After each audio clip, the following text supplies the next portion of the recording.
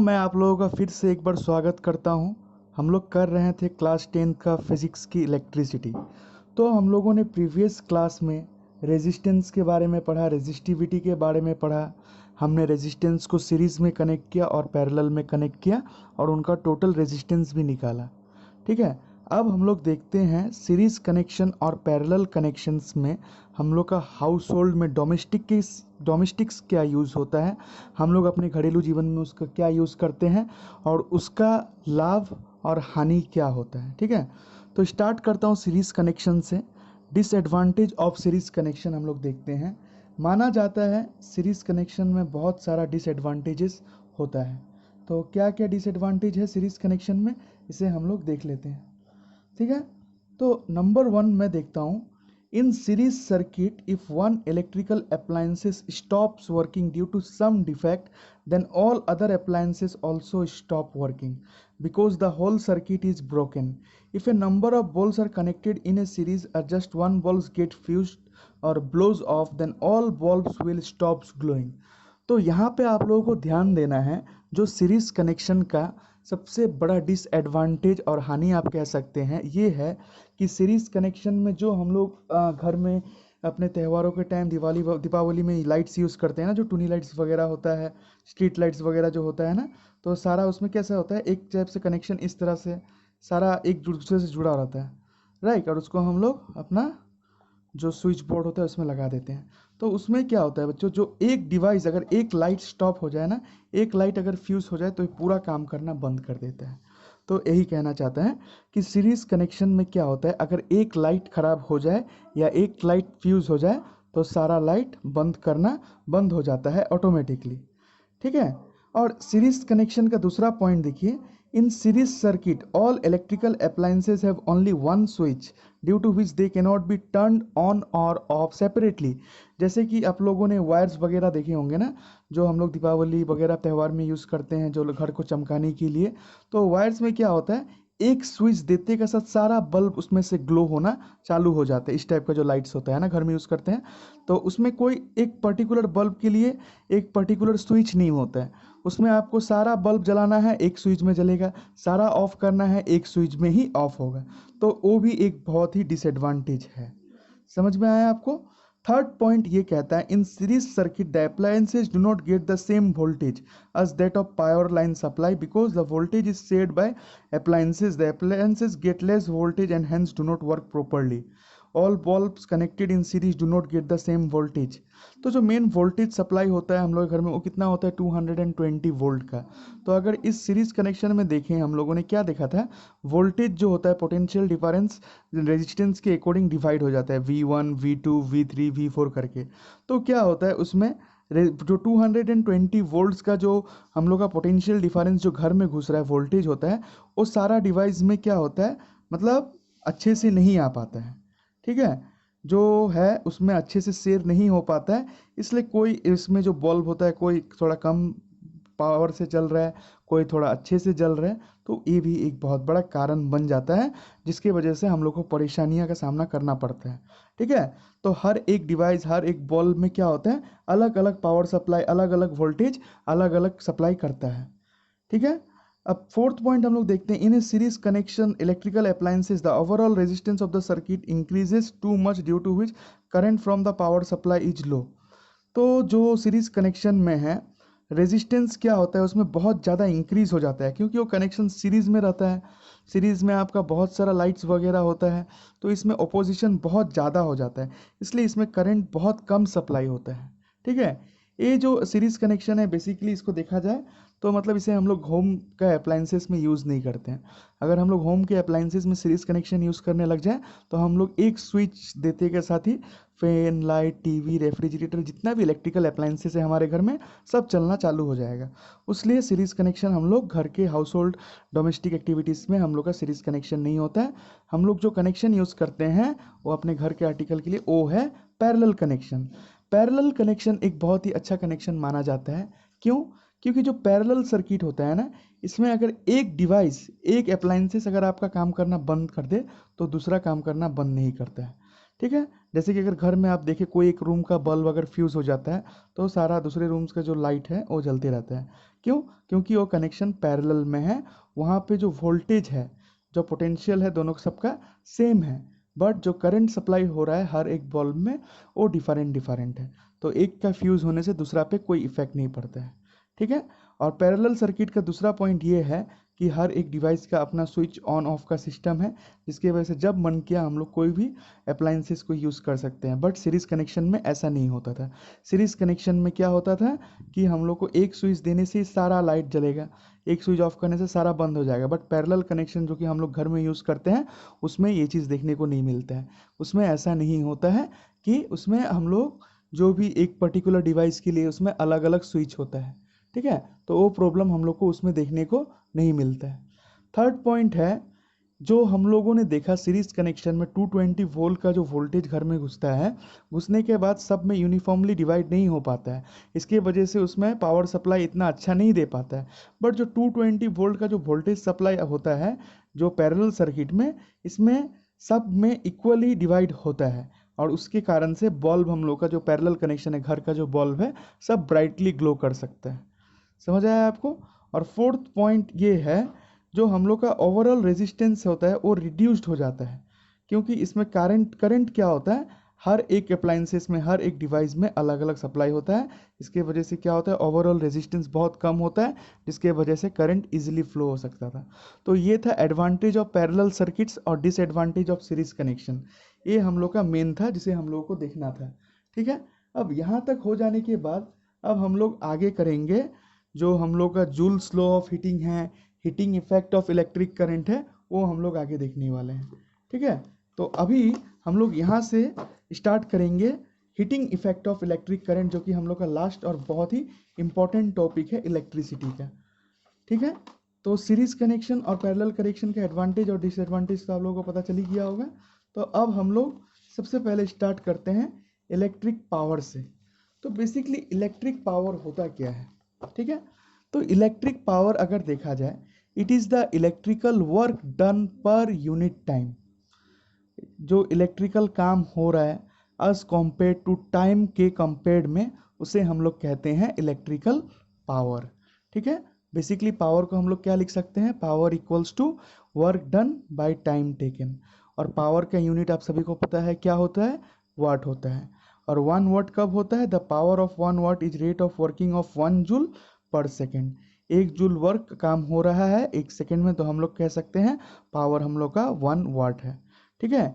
तो electrical work done जो हो रहा है, जो काम हो रहा है लाइट बल्ब ग्लो होने में टाइम के रिस्पेक्ट में, उसे हम लोग कहते हैं पावर। और ऐसा यूनिट ऑफ पावर हम लोग का होता है वाट। और 1 वाट किसे कहते हैं, 1 वाट हम लोग rate of doing of work of 1 joule 1 second में, उसे हम लोग कहते हैं। तो 1 वाट का फॉर्मूला बनता है 1 watt equals to 1 joule by 1 second. एक पॉइंट आपको नोट करना है, 1 किलोवाट में 1000 वाट होता है। ठीक है। और मैंने यहाँ पावर का 3 इंपॉर्टेंट फार्मूला लिख रखा है। ये तीनों एग्जामिनेशन पॉइंट ऑफ व्यू से बहुत ज़्यादा इंपॉर्टेंट है, क्योंकि क्वेश्चन में अगर आपको वोल्टेज और करंट दिया रहे और आपको पावर निकालना बोले, तो आप डायरेक्टली ये फार्मूला यूज़ करके P इक्वल्स टू VI निकाल लोगे। अगर आपको करंट और रेजिस्टेंस दिया रहे तो P इक्वल्स टू I²R। अगर आपको वोल्टेज और रेजिस्टेंस दिया रहे तो P इक्वल्स टू V²/R। तो ये है हम लोग का इलेक्ट्रिकल पावर। ठीक है। अब हम लोग आते हैं इलेक्ट्रिकल एनर्जी पे। तो इलेक्ट्रिकल एनर्जी क्या होता है, अब उसे समझते हैं। इलेक्ट्रिकल एनर्जी बेसिकली अगर देखा जाए, ये प्रोडक्ट होता है पावर और टाइम का। जो पावर कंज्यूम हो रहा है और उसको कितना टाइम लग रहा है, वो होता है उसका एनर्जी। एनर्जी मतलब आपको पता है ताकत, किसी भी चीज़ का ताकत। तो प्रोडक्ट ऑफ पावर, जो पावर का और टाइम का जो गुना कर रहे हैं ना हम लोग यहाँ पे, इलेक्ट्रिकल एनर्जी हम लोग उसी को कहते हैं।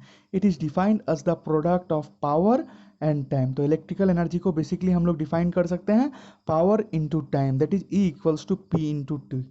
और इसमें 1 किलोवाट आवर जो इलेक्ट्रिकल एनर्जी होता है, उसे हम लोग इलेक्ट्रिकल एनर्जी 1 किलोवाट आवर कब कहते हैं, जब it is the amount of electrical energy consumed when electrical appliances having a power rating of 1 kilowatt hour used for 1 our.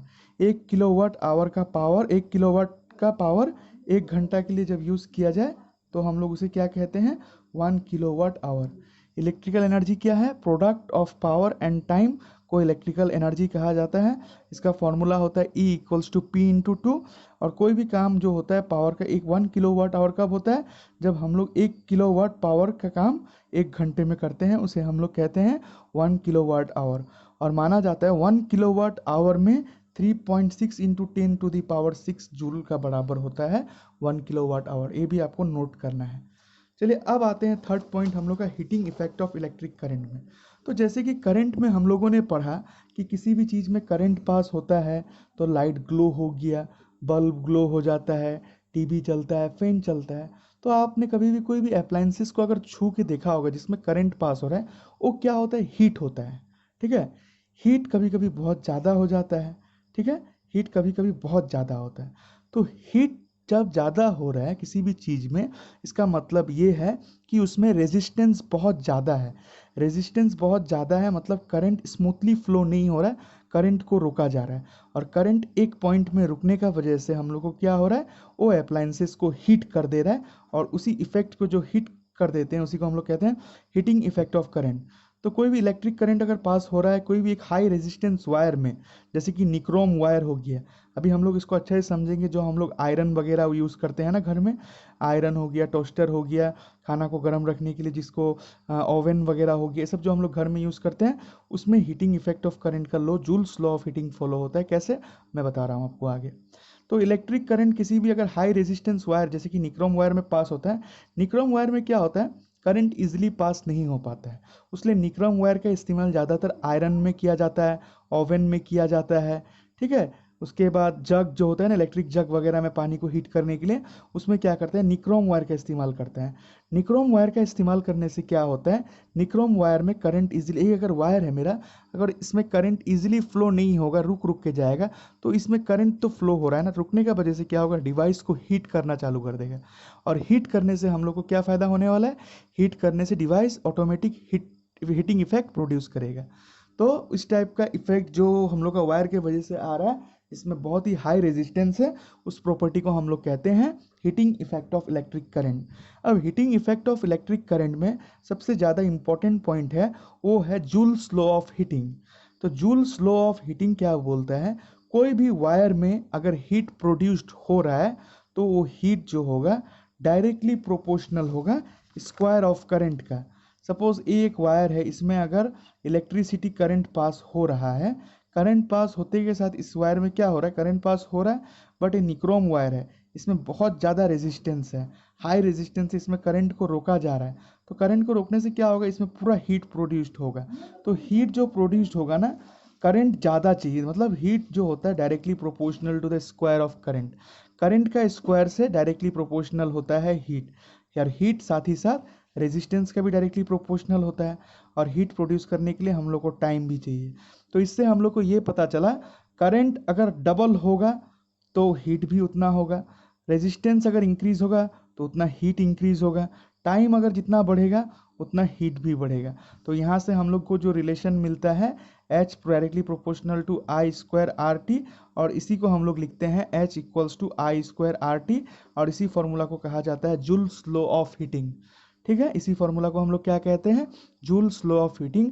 इसका एग्जाम्पल आप लोगों को electrical iron, toaster, oven, electrical jugs, जो भी हम लोग हीट होता है, जिस भी सब्सटेंस, जिस भी कंटेनर हो गया या फिर जो भी हम लोग इंस्ट्रूमेंट वगैरह यूज़ कर रहे हैं उसमें हीट प्रोड्यूस्ड हो रहा है, तो उसे हम लोग कहते हैं, क्या कहते हैं, हीट प्रोड्यूस्ड क्यों हो रहा है, क्योंकि उसमें करंट इंक्रीज हो रहा है। करंट को डायरेक्टली स्क्वायर ऑफ करंट, मतलब एक सिंगल करंट नहीं जा रहा है, उसमें से करंट डबल हो रहा है। करंट जितना डबल होगा उतना हीट होगा, रेजिस्टेंस जितना इंक्रीज होगा उतना हीट होगा, टाइम जितना बढ़ेगा उतना हीट होगा। तो हीट हम लोग का डायरेक्टली प्रोपोर्शनल है आई स्क्वायर आर टी से। और यहाँ से हम लोग लिख सकते हैं H equals to I square R T. तो इसी को कहा जाता है हम लोग का जूल्स लॉ ऑफ हीटिंग। ठीक है, इसी को हम लोग क्या कहते हैं, जूल्स लॉ ऑफ हीटिंग। इसका बहुत सारा यूजेस है हम लोग का डे टू डे लाइफ में, जो भी हम लोग इंस्ट्रूमेंट घर में यूज़ करते हैं, जैसे कि आयरन हो गया, आयरन के बाद हम लोग कह सकते हैं ओवन हो गया। ठीक है, ओवन के बाद हम लोग का इलेक्ट्रिकल जग्स हो गया, जिसको पानी गर्म करने के लिए हम लोग यूज़ करते हैं। ठीक है, तो बेसिकली मैं आपको जो कुछ एप्लीकेशंस बता देता हूँ कि इसका एप्लीकेशंस क्या क्या होता है। ठीक है, heating effect of electric current का जो नंबर 1 एप्लीकेशंस है मैं आप लोगों को बताने जा रहा हूँ वो है applications of heating effect of electric current में नंबर 1 जो है the heating effect of current is utilized in the working of electrical appliances such as electric iron, electric kettle, electric toaster, electric oven, room heaters, water heater etc. ठीक है, ये सारा जो appliances है use किया जाता है। ठीक है, इसमें heating effect of electrical current flow होता है और इसमें जो वायर यूज़ होता है ना, ये वायर का नाम है निक्रोम वायर। जैसे कि आप यहाँ पे देख सकते हैं ये एक इलेक्ट्रिकल आयरन है और इसका अंदर जो वायर यूज़ किया गया है ये निक्रोम का वायर है। तो जैसे कि हम लोग स्विच ऑन करते हैं आयरन का, इसमें से करंट फ्लो होना चालू होता है। सिंस ये निक्रोम का वायर है तो करंट इसमें इजीली फ्लो नहीं हो पाएगा यहाँ से लेके यहाँ तक। तो करंट इजीली फ्लो नहीं होने के कारण आप बाहर देखते हैं एक रेड लाइट जलता है आयरन जलाने से, तो इसमें हीट होना चालू हो जाता है।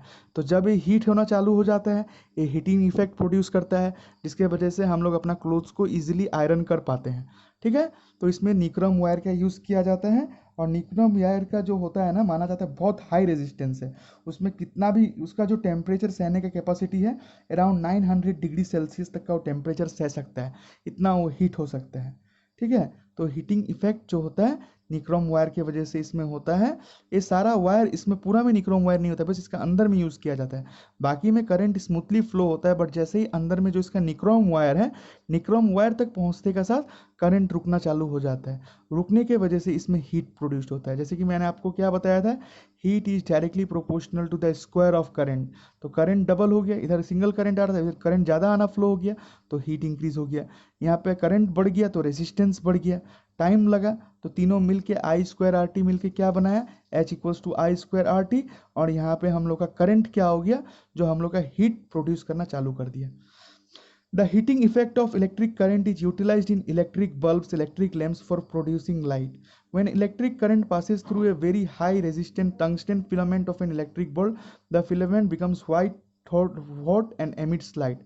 देखिए अभी जो बल्ब है, जो बल्ब हम लोग घर में यूज़ करते हैं, इसका अंदर में जो मेटल है, आप मेटल एक दिखाई सकते हैं ना, फ्यूज़ होने से ये टूट जाता है मेटल। तो इसका जो मेल्टिंग पॉइंट है ना, इसका कैपेसिटी माना जाता है मेल्टिंग 3380 डिग्री सेल्सियस तक ये गर्म हो सकता है, इतना हीट कैपेसिटी इसमें है। और ये जो बल्ब है ना, इसके अंदर आर्गोन या फिर नाइट्रोजन गैस दिया जाता है ताकि इसको जो हीट है, हीट के वजह से इसको हीट को नॉर्मलाइज या फिर न्यूट्रल रखने के लिए, ताकि एक बाहर का जो ग्लास बल्ब है ये ब्लास्ट ना हो। ठीक है, तो इसका अंदर जो मेटल यूज़ किया जाता है पतला सा, ये है टंगस्टेन। तो जब यहाँ से लाइट फ्लो होता है, इलेक्ट्रिसिटी क्या होता है यहाँ से आएगा, तो आने के बाद क्या होगा, ज़्यादा अगर इलेक्ट्रिसिटी आता रहेगा, दूसरा वायर होगा तो ये फट जाएगा ना बल्ब। तो ये ना फटे बोल के इसमें टंगस्टेन का वायर का इस्तेमाल किया जाता है। बल्कि ये बल्ब को अगर आप छुएंगे जलता हुआ तो ये बल्ब बहुत ज़्यादा हीट होता है। ठीक है, ये हीट बहुत ज़्यादा होता है। तो इसमें टंगस्टेन वायर में क्या होता है, करंट इंक्रीज हो जाता है। करंट इंक्रीज होने से क्या होगा, इसका रेजिस्टेंस बढ़ गया और टाइम भी बढ़ गया, तो ये बहुत जल्द हम लोग को ये देता है। फिर से जो थर्ड पॉइंट है, हम लोग देखते हैं जो हम लोग का घर के बाहर जो फ्यूज़ होता है ना, जो हम लोग प्रोटेक्ट करता है हम लोग का house hold wiring and electrical appliances को, आप देखे होंगे इस टाइप का होगा, जो हम लोग का घर में जहाँ से मेन बोर्ड से करंट आ रहा है वहाँ पे लगाया जाता है। अगर करंट बहुत ज़्यादा फ्लो होता है तो ये फ्यूज़ क्या होता है, ऑटोमेटिकली टूट जाता है। तो फ्यूज़ को बेसिकली कॉपर वायर को हम लोग इंसुलेट करते हैं, बहुत सारा कॉपर वायर को मिक्स करने के बाद उसको थोड़ा थिक कर देते हैं, मोटा कर देते हैं। मोटा करने के बाद उसको फिक्स करते हैं दो एंड पे, ताकि उसमें क्या हो, जो वो कनेक्शन जो होता है हम लोग का बाहर का कनेक्शन, जो आउट गोइंग कनेक्शन है, जो करंट बाहर से आ रहा है, और अंदर का कनेक्शन को जोड़ता है ये सिंगल वायर जो इसके अंदर में है। तो करंट कभी कभी ज़्यादा फ्लो होता है तो ये ऑटोमेटिक ये वायर क्या होता है, टूट जाता है। टूट जाने की वजह से हम लोग का अप्लायंसेस में कोई इफेक्ट नहीं पड़ता है, मतलब टूट गया तो ठीक है, कनेक्शन बंद हो गया। अगर ये वायर नहीं टूटेगा तो सारा अप्लायंसेस को क्या होगा, घर में जो है जल जाएगा, अगर करंट बहुत ज़्यादा प्रोड्यूस्ड हो गया तो इसका जो माना जाता है, इसका जो मेल्टिंग पॉइंट होता है बहुत कम रहता है। ये थोड़ा ज़्यादा करंट, अगर नॉर्मल करंट जो कि हम लोग का घर में आ रहा है उससे थोड़ा ज़्यादा एक्सेस करंट अगर पास होना लगा तो ये लाइफ फ्यूज़ क्या होता है, ऑटोमेटिक टूट जाता है। उसके वजह से हम लोग को पता चल जाता है कि हम लोग का घर का फ्यूज़ चला गया है। उसके बाद हम लोग इसको निकाल के इसका फ्यूज़ को फिर चेंज करके फिर इसे हम लोग यूज़ कर सकते हैं। तो ये 3 था आपका applications of heating effect of electric current. तो यहाँ पे हम लोग का इलेक्ट्रिसिटी चैप्टर था, जो कि हम लोगों ने स्टार्टिंग किया चार्ज से, conductors, insulators, semiconductors, electric current, Ohm's law, resistance, resistivity, factors on which resistance of a conductor depends, resistance in series, resistance in parallel, electrical power, electrical energy, heating effect of electric current, joules law of heating, applications of heating effect of electric current, सारा हम लोगों ने ख़त्म कर लिया। तो बस आज के लिए हम लोग इतना ही रखते हैं। अब नेक्स्ट चैप्टर जो हम लोग पढ़ने जा रहे हैं वो है magnetic effect of electric current. ठीक है, थैंक यू वेरी मच।